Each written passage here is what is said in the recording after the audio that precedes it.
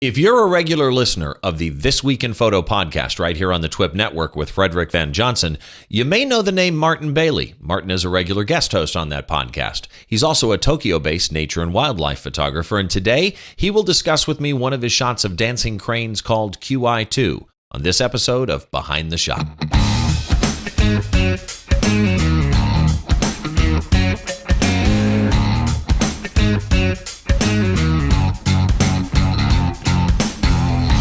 Hello, and welcome to another episode of Behind the Shot, where we try and get inside the mind of great photographers by taking a closer look at one of their shots, because really, in the end, all that matters. We like to take a look at the shot from conception to implementation and any of those weird little issues that come up in between. My name is Steve Brazel, and my guest today is a nature and wildlife photographer that is based in Tokyo. His name is Martin Bailey. Martin, how you doing, buddy?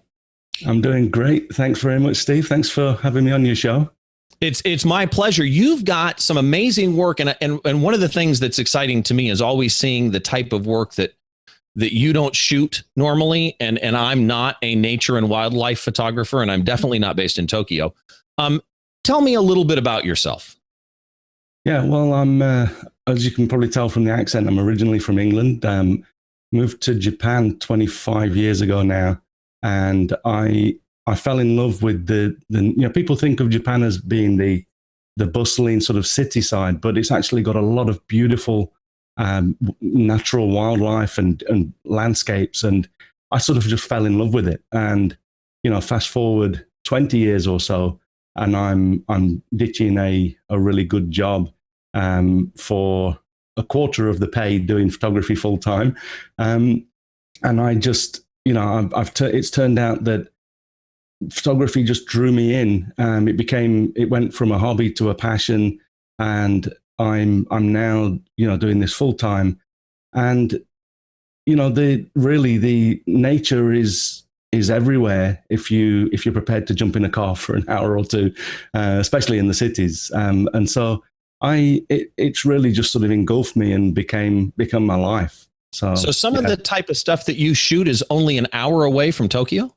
Some of it, to get into landscapes, you can get to those within an hour, 90 minutes or so. I photograph the snow monkeys quite a lot, and they are about a 3.5-4 hour drive.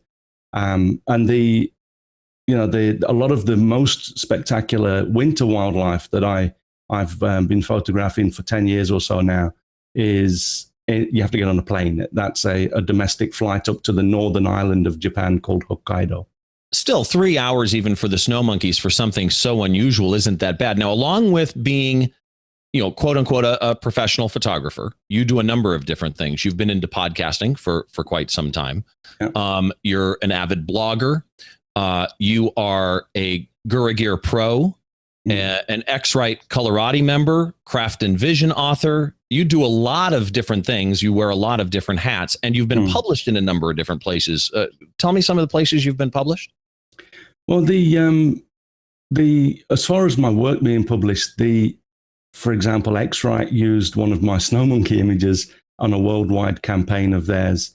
I've done various assignments. I'm not a big assignment photographer in that I don't try to market myself to fill my schedule with assignments, but I've done some that I'm quite proud of. One was in a limited edition book, a big fat book that was created in Paris about the lacquerware, a very unique subject, but lacquerware pens with they're called maquillé designs in them, and basically it's where they sprinkle glitter into lacquer. Oh yeah, it's pretty weird stuff. But that was a great project. That's many years ago now.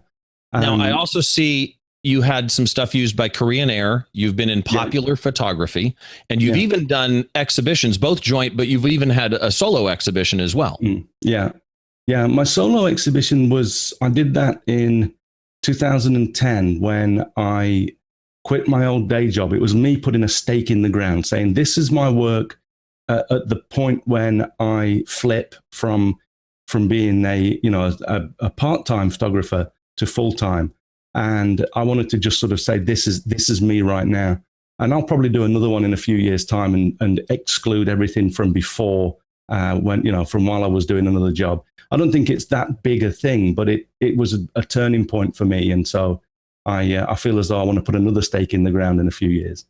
So let me ask you a question. Let's get into your shot, because your shot is something I can't imagine me ever shooting, which I kind of like the fact that I'm about to look at this shot.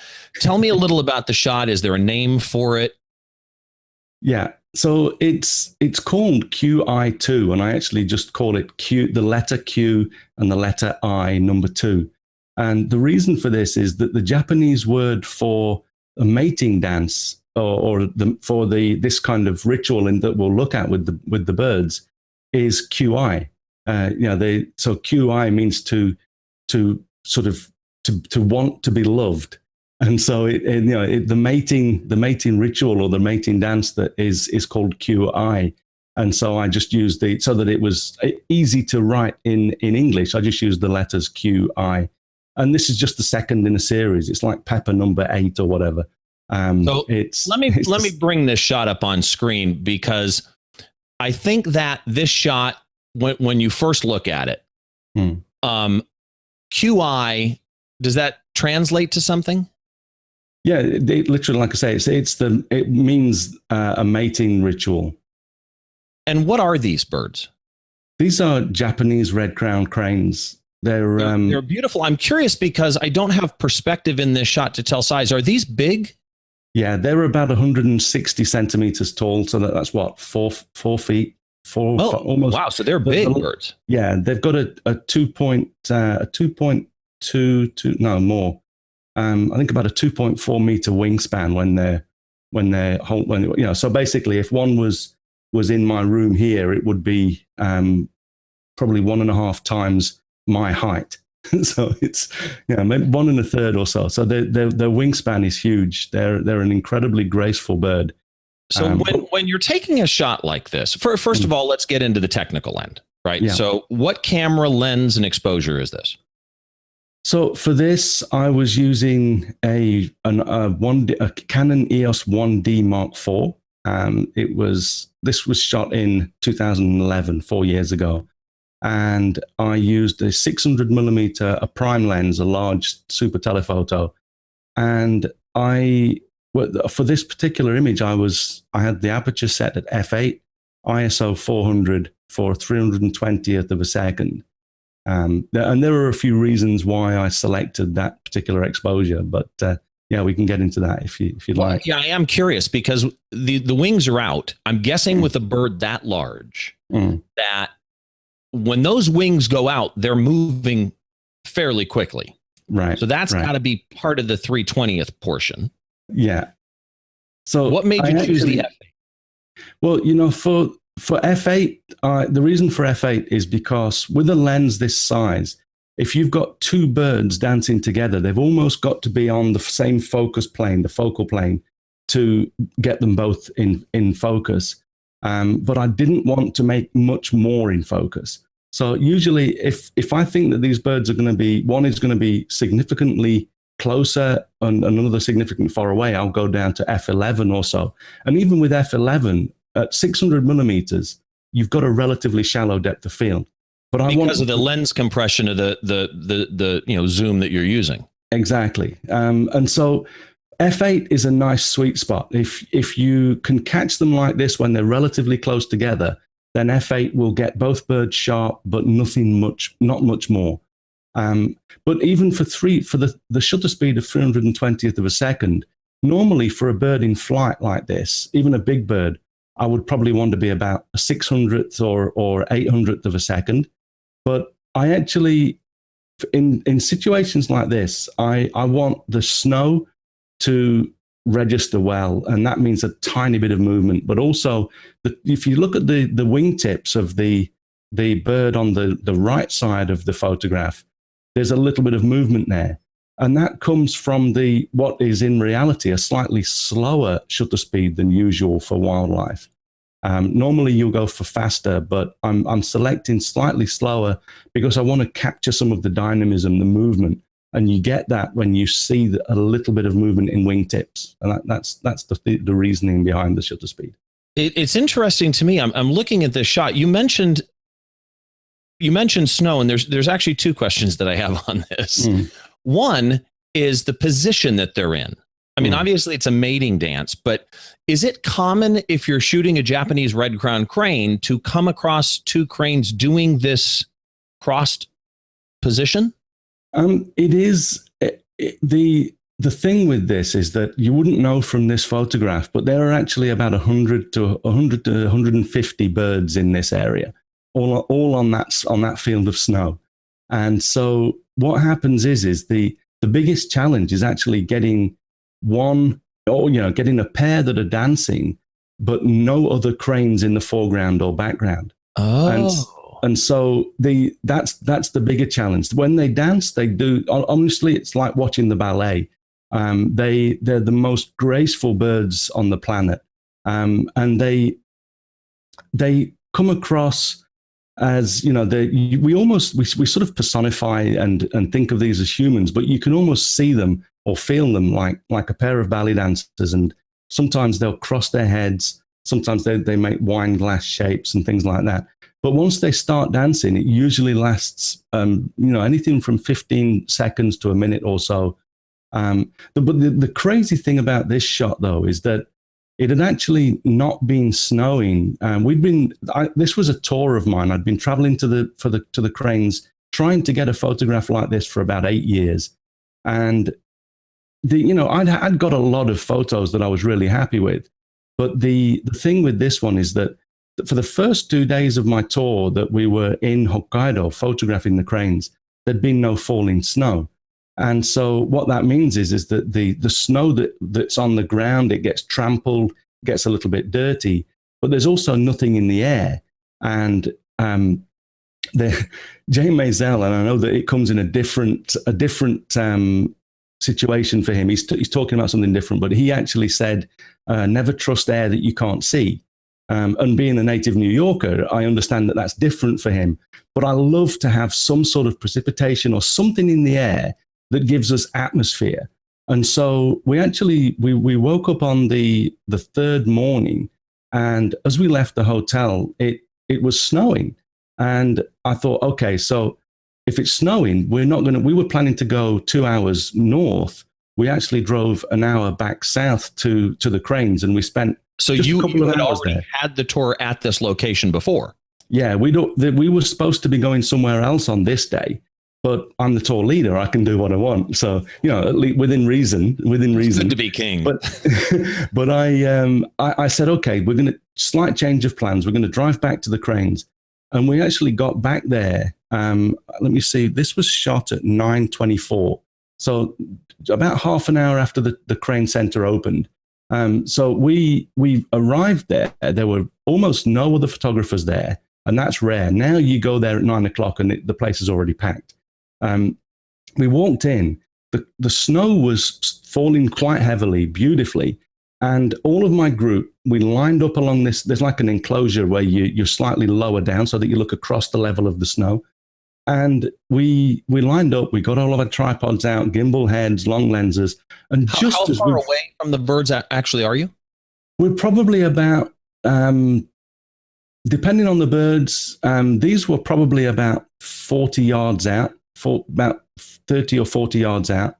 Okay. And so, sometimes they come right up to the front of the enclosure, but these were about 30. No, this is at 60 millimeters and it's uncropped. So we got all of our gear out, and normally what happens is everything happens while you can't photograph them. And on this day, we got back there, the snow kept falling, we all got our gear out, and just as we were all just about set up and I'd called out some exposure settings, there were about 4 or 5 groups of cranes. There weren't too many in the foreground, and there were about 4 or 5 groups of cranes that just started dancing spontaneously. And it was incredible, that my group were all firing away. It was like the Olympics. The thing for me that was actually quite a touching experience was that there was an elderly girl from Israel that was with us. And she, for the snow monkeys that we'd been doing for 3 days before, it's actually quite a big hike in there. You walk about 30 minutes on snow. And she'd been the last one in the group, and she'd been a little bit under the weather. And I looked along the group as we were photographing these. You know, I'd been photographing myself. I looked along, and this oldish Israeli lady was jumping up and down and giggling like a 15-year-old. It was like, you know, she was, you know, it makes the hair on the back of my head stand up just to talk about it. And I thought to myself, how amazing a job this is, you know, to be able to take people and enable them to photograph things. I mean, I'm getting a photograph of my lifetime. I want to improve on it. But, you know, for me, it was great. I was doing what I love, but I was also enabling a group of other people to do what they love in such an amazing place. And so it's for me, it's quite a touching sort of experience, that especially seeing that lady do that. Once you get a shot like this, and by the way, what'd you use for white balance? I usually shoot on the daylight preset. And if I'm outdoors, I generally leave it on the daylight preset, and I might tweak it later. I sometimes use the X-Rite Color Checker Passport, and actually, if you get a photo of that with the gray patch, you can set it in Lightroom. I sometimes set it again in Lightroom, but quite often, you know, for birds like this, if you look at this, you'll see that it's got a slight blue tint to it. And that is partly because it's probably left on the daylight preset. I'll just go and check. I see what you mean about the slight tinge to it. I'm curious, once you get a shot like this, and you see it on the back of your camera, and immediately start jumping for joy and dancing, you know, like a child. But when you get it back and you bring it up on screen, and you just mentioned that you use Lightroom, what else do you use to process an image like this? Do you stay pretty much just in Lightroom? Do you use Photoshop? Any plugins that you like to use? For this image, I actually used Nik Software's Color Effects Pro, and I added just a very small amount of, I believe, tonal contrast and detail extractor, and use that to bring out detail in the snow, in the sky, you know, in the gray area at the top, and also a little bit of detail in the bird's feathers as well. I didn't use control points, which you can use to apply the effect just to specific areas, but because the rest of it is pretty much just white, it doesn't really have much effect. And actually, I love the Color Effects Pro specifically. I like Pro Contrast, and I love the tonal contrast. Yes. Is that, having not seen the image prior to processing, is that what brought out the falling snow to where it's so visible, or was it falling that hard? To a degree, it was there. I haven't added anything, but to a degree, it's more defined because I used Color Effects Pro. The one thing that I've started doing more now, though, is just using the clarity slider in Lightroom. And you can actually get this image very close to what I've got here just by pumping up the clarity to maybe 30, 40, maybe even a little bit more, as long as you don't get artifacts and halos. But yeah, I've started to use the clarity a little bit more now as well. Yeah, I find on some of the shots that I do, I love the clarity slider. I'm against overuse of the clarity slider, and I'm probably guilty of it myself at times. But the clarity slider with the white point, black point, you can do amazing things nowadays. I love the shot. Oh, thanks. And I so appreciate your sharing it with us today. Did you learn anything from finally getting, after 8 years, the shot of your dreams? I think that the thing that I really like to live in my photography is that, persistence and patience is really important, especially with wildlife, because you can't control it. This could have happened, and there could have been three other cranes, a pigeon, and a crow in the foreground, and I would have lost the whole thing. So persistence and perseverance, because in the end, I mean, like I say, it took me. I was traveling to Hokkaido in the winter for 8 years to get this shot. So yeah, you've got to be patient. You've got to be there. You're not going to get anything unless you're sitting in bed. Get up early, stay out late, and do as much as you can to enable yourself to get the image. But the other thing, and it's like a lot of people say with landscape and with wildlife, that, or any type of nature, one, it's patient, but then there may be that moment where you have to say, okay, right now, got to go right now, like you did. You turned them around basically when it started snowing. because when everything aligns, visiting the same area more than once can be key to getting the shot. The fact that you're on a beautiful beach that could have a beautiful sunset, if it doesn't have all the elements for a perfect picture, you may have to go back on a different day. Exactly. And I think on this shot, you did a fantastic job. Again, I really appreciate it. You've got a lot of stuff. You've got Iceland, you've got Antarctica shots. If people want to see more from Martin Bailey Photography, where do they go? martinbaileyphotography.com. Everything is linked from that main website. So they can find your Facebook from there. They can find Twitter, Google Plus, Instagram. Although in looking around myself, Facebook and Instagram were Martin Bailey Photography as well. Twitter and Google Plus is just at Martin Bailey. That makes it nice and easy. Martin, I so appreciate your being here today, man. Not at all. Thanks for having me. It's been a lot of fun. Well, thank you very much. And to you, thank you very much for joining us for another episode of Behind the Shot. Each episode, we're going to try and get inside the mind of a great photographer by taking a look behind one of their shots.